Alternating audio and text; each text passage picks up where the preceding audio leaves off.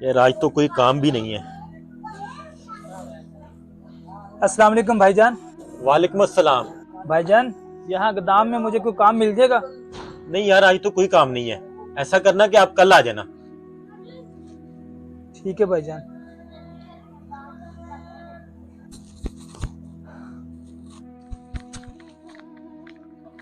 बाबा। अरे बेटी, तू आ गई स्कूल से? बाबा, टीचर आज भी फीस का कह रही थी। वो कह रही थी आपने 4 महीनों से फीस नहीं दी। बेटा, मैं काम ढूंढने की कोशिश तो कर रहा हूँ। आज भी मैं काम की तलाश में गया था, लेकिन मुझे काम नहीं मिला। बाबा, टीचर कह रही थी अगर मैं कल फीस ना लेकर आई तो मुझे कल क्लास में नहीं बैठने देंगी। अच्छा बेटा, तुम कमरे में जाओ, मैं कुछ करता हूँ।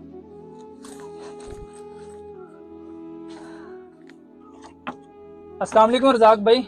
वालेकुम अस्सलाम। रज़ाक भाई, मुझे कुछ पैसों की जरूरत थी। मैंने ये मोबाइल सेल करना है, क्या आप ले लेंगे?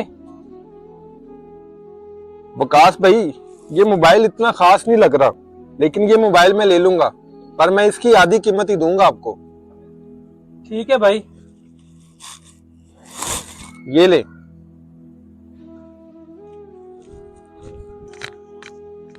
ये देखो फातिमा बेटी, तुम्हारे स्कूल की फीस का बंदोबस्त हो गया।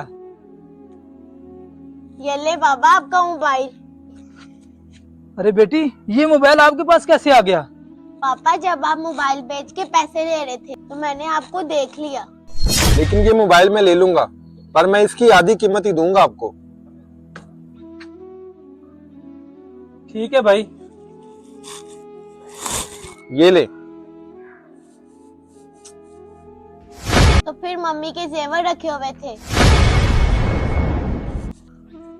अंकल, आप ये जेवर रख ले और मेरे पापा का मोबाइल वापस कर दे।